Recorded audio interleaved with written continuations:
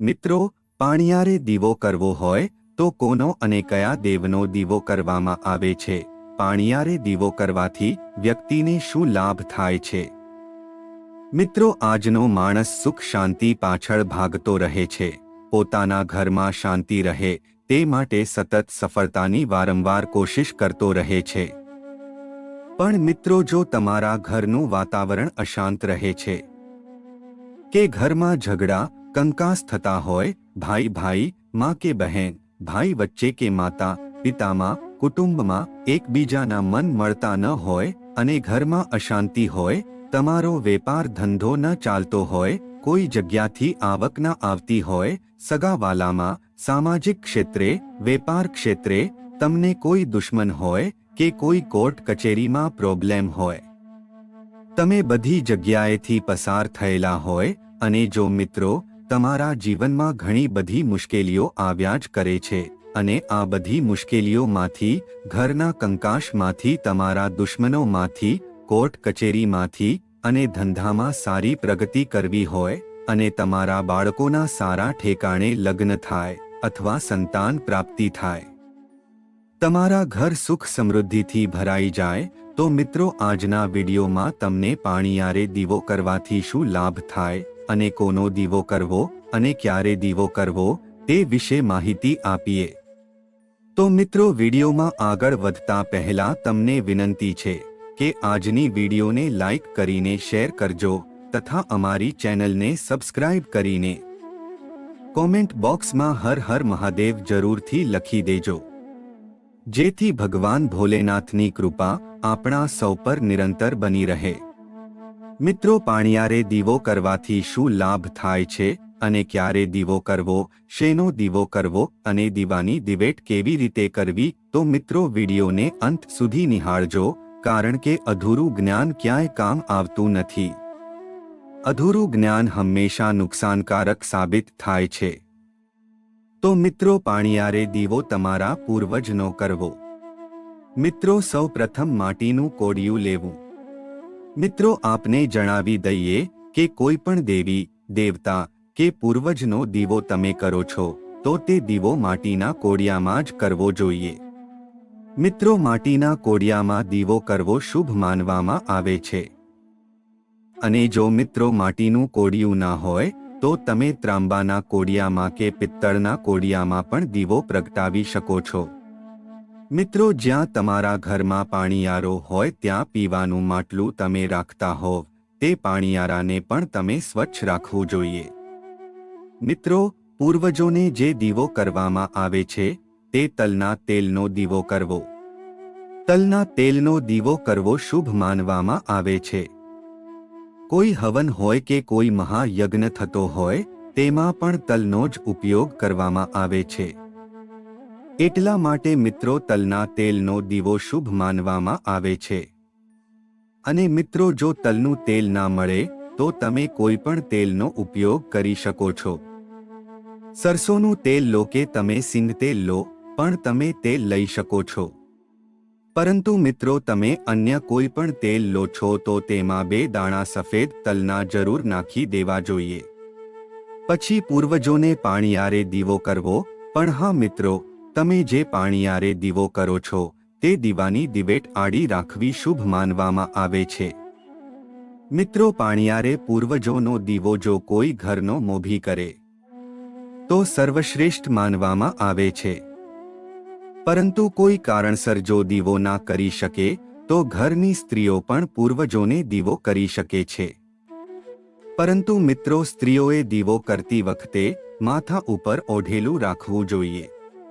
આપણા શાસ્ત્રોમાં પણ કહેવામાં આવ્યું છે કે જ્યાં સુધી પાણિયારે દીવો પ્રગટતો હોય ત્યાં સુધી પાણિયારાનું પાણી ના પીવું જોઈએ. તમે પાણિયારે દીવો કર્યો છે અને ત્યાં પિતૃઓ આવે છે ત્યાં સુધી માટલામાં પાણી પીવાનું ટાળવું જોઈએ. રાશિ પ્રમાણે પણ દીવો કરવામાં અનેક પ્રકારના ફાયદા છે.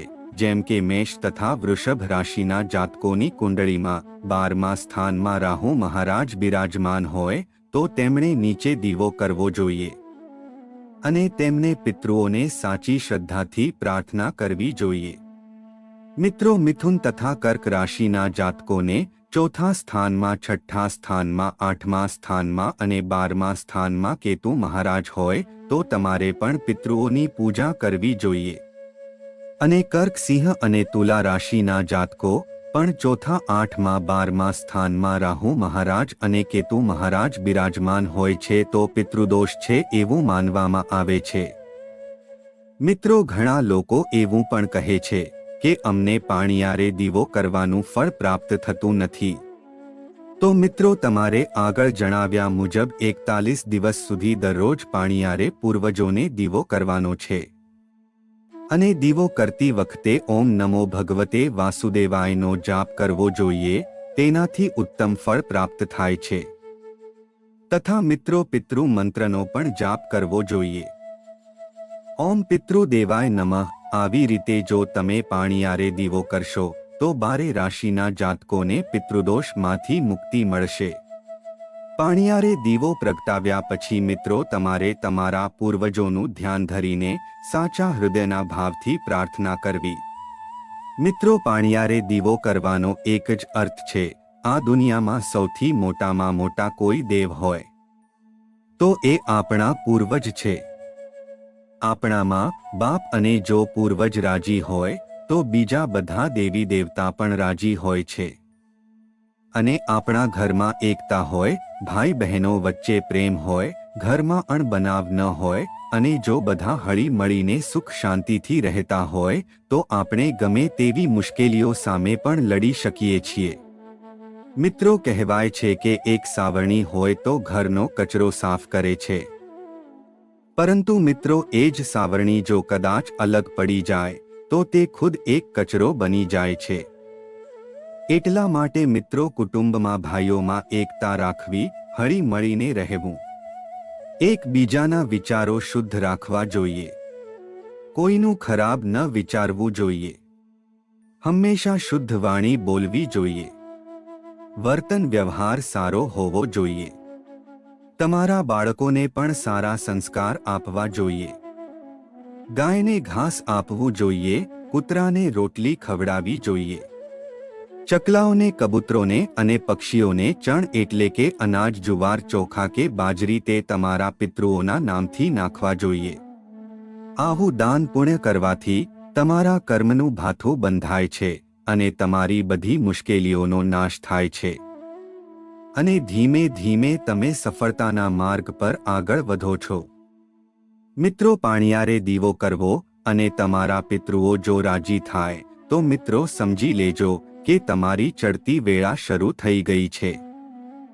મિત્રો, પિતૃ રાજી થાય એટલે તમારા કુળદેવી રાજી થાય, તમારા ગુરુજનો, તમારા વડીલોના આશીર્વાદ લેવા. આ બધા સત્કર્મો કરવાથી તમારું જીવન મંગલમય, આનંદમય અને સુખમય બની જાય છે. મિત્રો, ભાણિયારે દીવો કરતા પહેલા સવારે વહેલા ઉઠીને નાહી ધોઈને સ્વચ્છ કપડાં ધારણ કરી લેવા જોઈએ. પાણિયારે દીવો કરો તે વખતે તમારા અંદર જેવો ભાવ હશે એવા જ ભાવથી પિતૃ તમારા ઉપર રાજી થાય છે.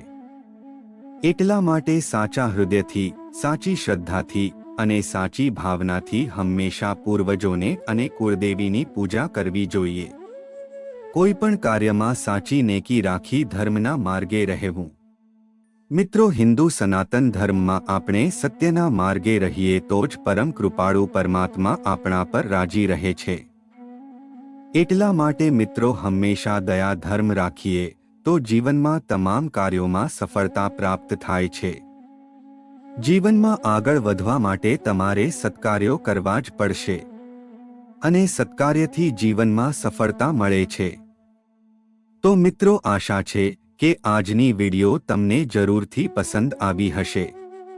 તો આજની વિડિયો સારી લાગી હોય તો વિડિયોને લાઈક, શેર કરી અમારી ચેનલને સબસ્ક્રાઇબ પણ જરૂરથી કરી લેજો. ફરીથી મળીશું એક નવા વિડિયો સાથે.